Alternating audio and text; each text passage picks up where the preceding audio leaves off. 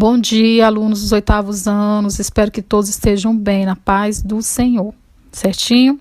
Já pedindo desculpa para vocês aí, com os barulhos aí, porque tá tendo um campeonato de ping-pong aqui do meu vizinho aqui na frente. Então, eu demorei até a gravar o vídeo, né? Mas não teve jeito não. Pode sair uns barulhinhos aí, certinho? Mas vamos lá. Vamos iniciar aqui a nossa aula com o nosso roteiro, né? Com os conteúdos. Coloquei conteúdos aqui porque nós vamos estar vendo o processo de independência nas Américas. Tanto dos Estados Unidos, quanto espanhola, quanto portuguesa também. Mas hoje o nosso foco é a independência dos Estados Unidos da América, né?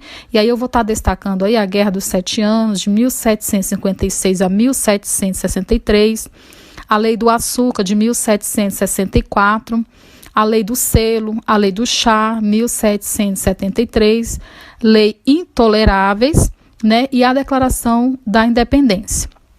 Certinho? Então, nós vamos começar aqui, né? Eu coloquei uma imagem aqui representando a independência dos Estados Unidos da América, né? Ela tem início aí no século XVIII, né? Influenciada também, inspirada pelos ideais iluministas, né?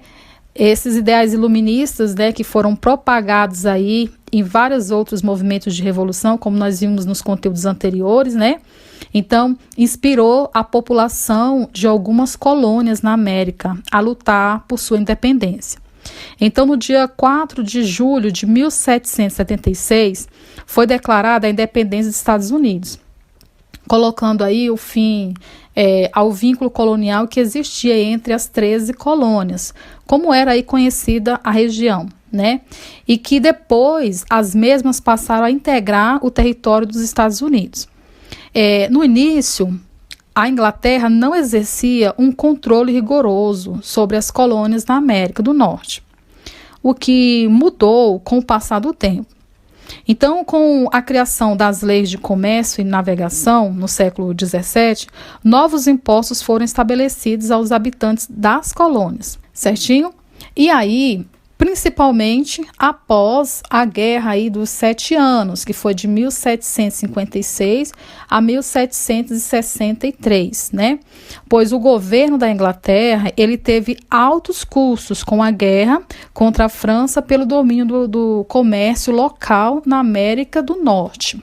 E assim, desencadeou o aumento de tributos aos habitantes das 13 colônias, ou seja, de impostos, né? Então os custos da guerra foi altíssimo, né? O que desencadeou aí o aumento ainda mais dos impostos, certinho? Aqui no próximo nós temos a Lei do Açúcar de 1764 ou a Lei da Receita, que também é conhecida dessa forma, né? O que foi essa Lei da Receita, né? Foi o pagamento de tarifas alfandegárias sobre diversos produtos importados como o melaço, o vinho, o café, a seda e o linho. E aí eu coloquei algumas imagens também para poder destacar, né, o que eu estou falando com vocês, né? Esses produtos que teve aí as suas tarifas alfandegárias aí. No próximo item, nós temos a Lei do Selo, né? Essa Lei do Selo, ela ocorre no ano seguinte. O novo tributo para impressão de documentos legais e textos impressos como jornais e livros. Certinho? Eu também coloquei aí uns 2 modelinhos aí, 2 imagens, né, para representar aquilo que estou especificando aqui, certinho?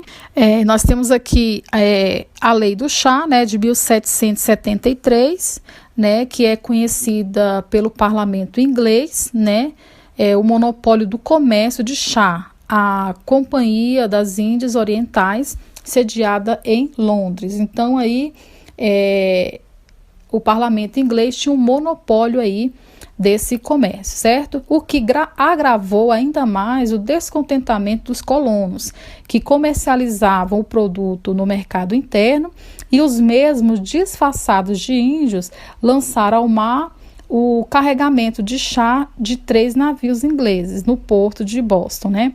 Esse ato, ele ficou conhecido como Boston Tea Party, Festa do Chá de Boston. Eu não sei se a pronúncia é assim não, mas eu botei aí para vocês, tá? Quem souber inglês aí me corrija.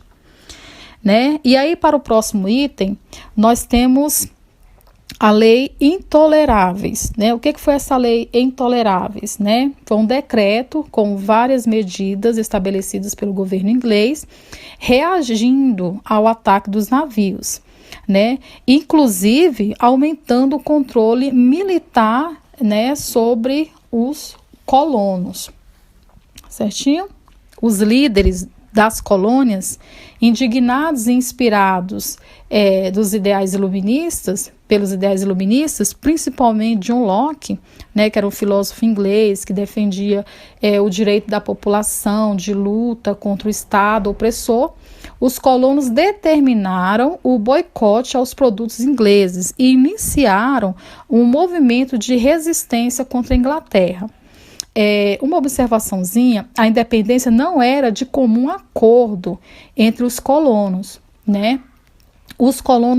Pois os colonos do Sul, eles tinham receio de que a separação desencadeasse revoltas internas, principalmente dos escravos, se apropriando de ideias de liberdade e lutasse pelo fim da escravidão. Então, eles tinham um certo receio aí. Então, não era de comum acordo entre todos, né? E nós temos aqui a Declaração de Independência, né? Ela ocorre aí em março do ano de 1775 e em maio do mesmo ano, os colonos rompem as 13 colônias com a Inglaterra, né? Esse documento, ele foi inspirado nos princípios iluministas, redigido pela comissão de Thomas Jefferson, né? Foi aprovado em 4 de julho de 1776 e proclamou o direito dos colonos à liberdade. Aí nós temos os direitos dos colonos aí à liberdade, né? Esses direitos, tais como aí, todos os homens foram criados iguais, todos têm direito à vida, à liberdade, à busca da felicidade. Sempre que uma forma de governo anular esses objetivos, o povo pode alterá-la ou instituir um novo governo. As colônias unidas são estados livres e independentes, certo? Aqui são alguns direitos que foram estabelecidos aí pela colônia aí na busca da liberdade aí. E finalizando, em 1783, a Inglaterra reconhece a independência dos Estados Unidos, baseado nos princípios iluministas, né? Então surge uma nova política no país, como a república moderna, ou seja, as decisões dos cidadãos eram consideradas soberanos, ao contrário dos regimes aristocráticos, né? Por fim, né, algumas mudanças não aconteceram para muitos estadunidenses que não eram considerados cidadãos. Eles continuaram sem participação política, a escravidão foi mantida, os índios continuaram sendo perseguidos e expulsos das suas terras. E as mulheres só conquistaram o direito do voto no século XX. Então, nós, analisando esse processo de independência dos Estados Unidos, nós podemos observar que todo o andamento teve os ideais iluministas sendo propagados, né, no decorrer de todo o acontecimento histórico, né?